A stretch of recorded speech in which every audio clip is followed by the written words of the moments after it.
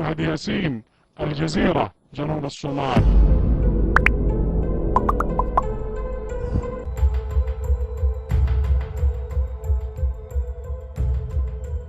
وكما فهد ياسين waxaa lagu sifeeyay in uu yahay shakhsiga ugu saameynta badan Soomaaliya xilligan waana gacanta midig ee madaxweyne Maxamed Cabdullaahi Farmaajo nin isqariya sidii Axmed Godone.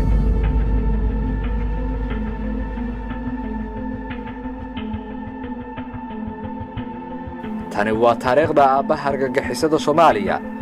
Fahad wuxuu dhashay sanadii 1977 taariikhdiisa dadka inta badan kalama yaqaanaan baasabooradiisa Soomaaliga iyo Kenyaanka ah waxaa ku qoran macluumaad kala duwan oo noloshiisa ku saabsan. labada magacba waa jiraan. Fahad Yaasin wuu jiraa, Fahad Axmed Daahirna wuu jiraa. وقوات من المحاكم الإسلامية تستخدمه حاليا لنفس المهمة. وإذا التقى الفريقان فلا مناص من المواجهة إذ لا طريق يفرقهم لمن لا يرغب القتال هذه المرة. markii hooyadiis iyo aabihiis ay kala tageen 1980 waxa la keenay isagoo yar magaalada Muqdisho oo uu ka dhigtay dugsiyo Quraanka ah oo caruurta qoysaska saboolka ah si lacag la'aan ah wax ku bara waxa ayna deganayeen xaafadda Howlwadaag. markii xukunka laga tuuray keligii taliskii Maxamed Siyaad Barre sanadii 1991 Fahad iyo qoyskiisu waxa ay u carreen Kenya iyagoo qaxooti ku noqday xerada Utanga oo u dhow magaalada Mombasa. intii uu ku noolaa xerada qaxootiga Fahad waxaa xaq jireeyay Cabdishakuur Cali Mire iyo Jamaal Maxamed Xasan oo ku biiriyay ururkii Al-Ittixaad Al-Islaamiya oo ku jira liiska argagixisada Mareykanka iyo qaramada midoobay. sanadii 1997 ciidamada Itoobiya ayaa dilay Cabdiqaadir Gardheere oo ahaa adeerkiis qaba hooyadiis isagoo u dagaalamaya ururka Al-Ittixaad Al-Islaamiya oo Xasan Daahir Aways hogaamiye uu ka ahaa xilligaasi. taasi waa markii uu Fahad go'aansaday in uu aargoosto. Fahad ayaa cara ka qaaday dilka adeerkiisa waxaana ku beermay nacaybka reer galbeedka iyo Itoobiya isagoo wixii markaasi ka dambeeyay sii noqonaya xaq jir aad u taageera kooxaha argagixisada Soomaaliya sida maxkamadihii Islaamiga ee la burburiyay 2007 iyo Al-Shabaab kadib weeraradii qaraxyada ee lagu qaaday safaaradaha Mareykanka ee Tansaaniya iyo Kenya sanadii 1998. Fahad ayaa dib ugu laabtay Soomaaliya wuxuuna bilaabay in uu maqaalo u qoro website lagu magacaabi jiray somalitalk.com. inkastoo maqaaladaasi qaarkood la tirtiray hadda laakiin weli qaar ayaa saaran website-ka. qoraaladaas oo uu qori jiray 2005 ayuu ciwaano clickbaiting siin jiray sida siyaasiga Soomaaliya ah ee aan rabno yaa inoo haya ama ururada Islaamiga ah iyo ciidamada shisheeye. sanado kadib Fahad ayaa laga waayay Soomaaliya. qaar ka mid ah saaxiibadiisu waxa ay sheegeen in uu ku dhuuntay Yemen oo diinta Islaamka ku baranayay. saaxiibo kale ayaa sheegay in uu aaday Pakistan. fikirkiisa xaq jirka ah waa uu sii xoogaystay muddadii uu dibadda ku maqnaa. markii uu dib ugu soo laabtay Soomaaliya Faarax Cabdiqaadir ninka awoodda badan ku lahaa dawladdii Xasan Sheekh ayaa Fahad baray agaasimihii Al-Jazeera TV qaybta Carabiga Wadax Qanfaar oo Faarax ay isku fasal ahaayeen. Fahad ayaa noqday macalinka caruurta Wadax Qanfaar oo uu dalka Qatar ku bari jiray Qur'aanka. sanado kadib Fahad ayaa loo soo diray Muqdisho si uu wariye madax bannaan oo wararka u soo dira Al-Jazeera u noqdo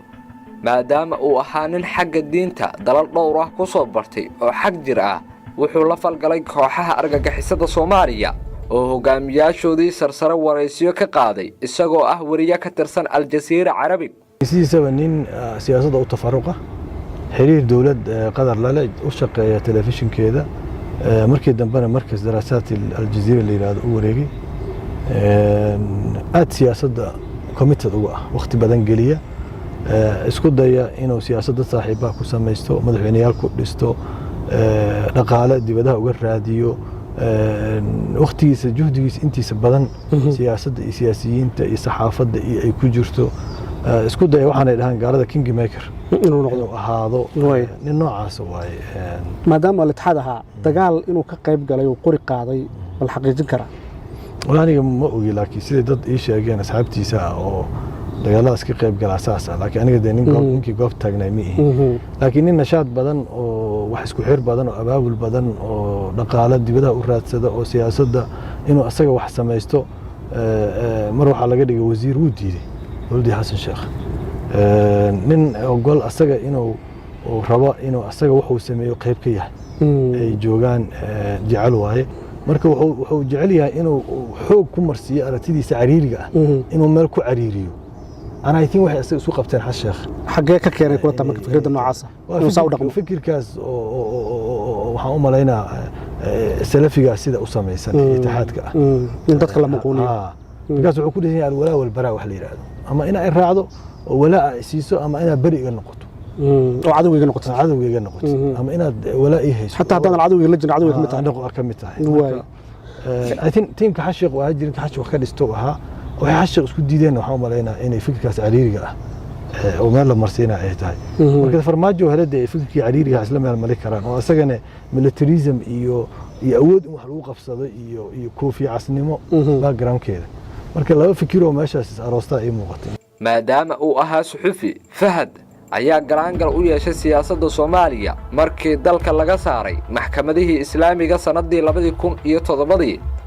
wuxuuna dalaal u noqday dawladda Qatar wixii ka dambeeyay 2012 lacag badan oo malaayiin dollar ah ayuu dawladda Qatar ka soo qaaday taasi oo siiyay musharaxiin tartan ku jiray laakiin kuma guuleysan doorashadii 2012 maadaama Xasan Sheekh uu ku soo baxay oo Faarax Cabduqaadir saaxiibo iyo xulafo ay ahaayeen 2017 ayuu nasiibkiisii ku tijaabiyay Farmaajo waa una ku guuleystay doorashada taasoo ka dhigtay hadda ninka ugu awoodda badan Soomaaliya isagoo nisa taliye ka noqday xogta qarankana siiya Dooxa nisa ayuu sidan ognahay ku soo daray saraakiil badan oo ka tirsan kooxda Al-Shabaab taasi oo keentay in maanta hay'adda sirdoonka iyo argagixisada Al-Shabaab ay isku milmaan shaki kuma jiro in laba shabaab ay wada shaqeeyaan